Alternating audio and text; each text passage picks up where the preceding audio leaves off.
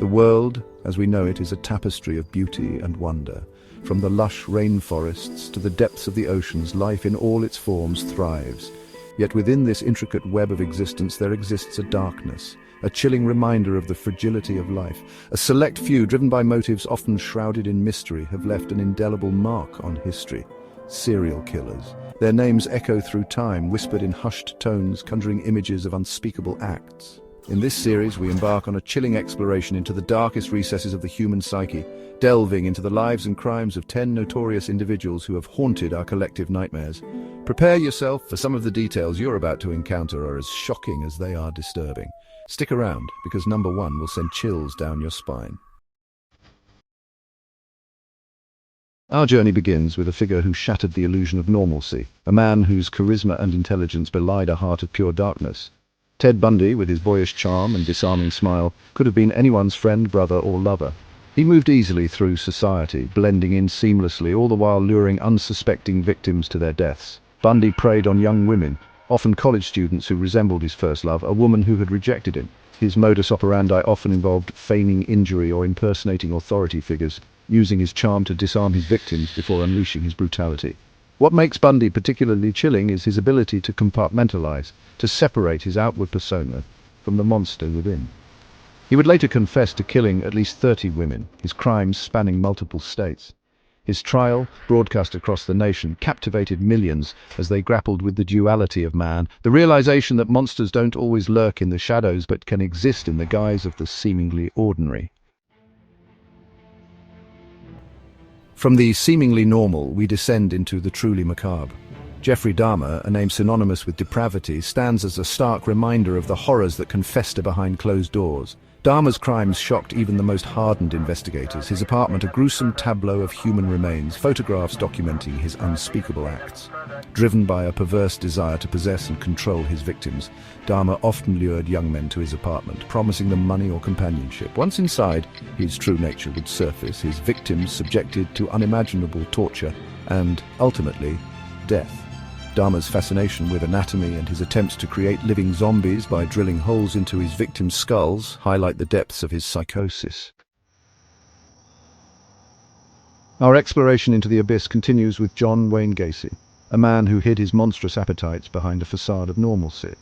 Gacy, known by his neighbors as an affable businessman and active community member, even entertained children as Pogo the Clown at local events. But beneath this veneer of respectability lurked a predator of the most insidious kind. Gacy's crimes came to light when a teenage boy, last seen with him, disappeared.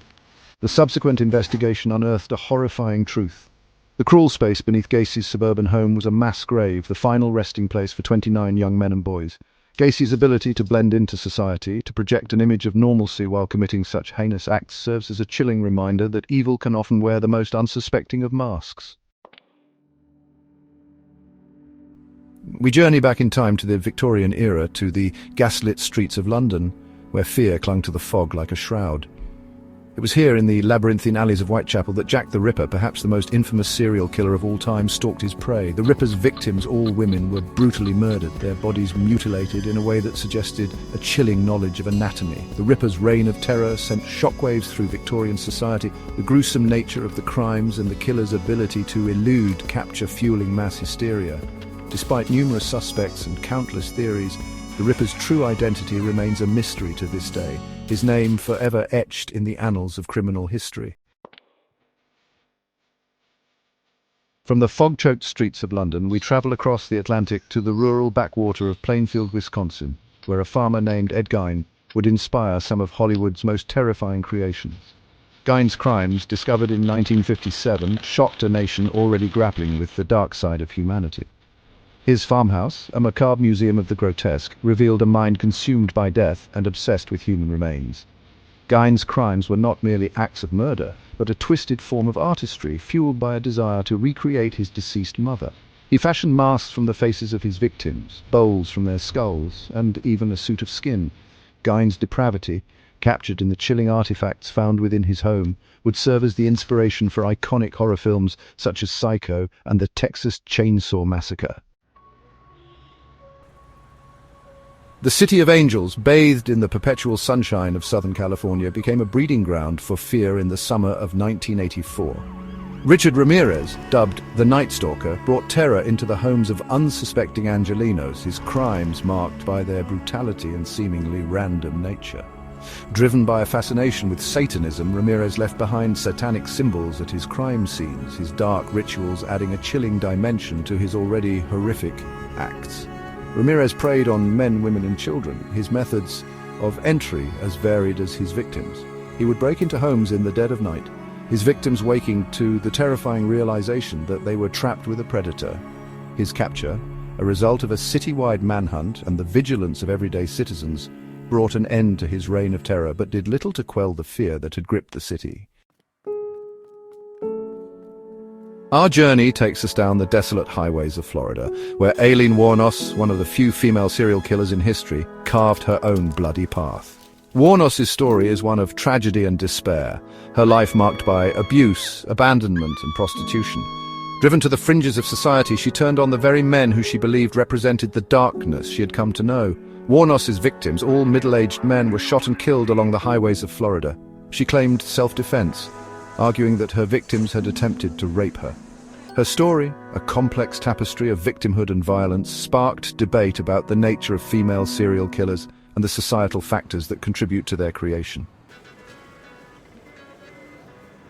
Our exploration takes us back to the turn of the 20th century, to the bustling streets of Chicago during the World's Fair of 1893.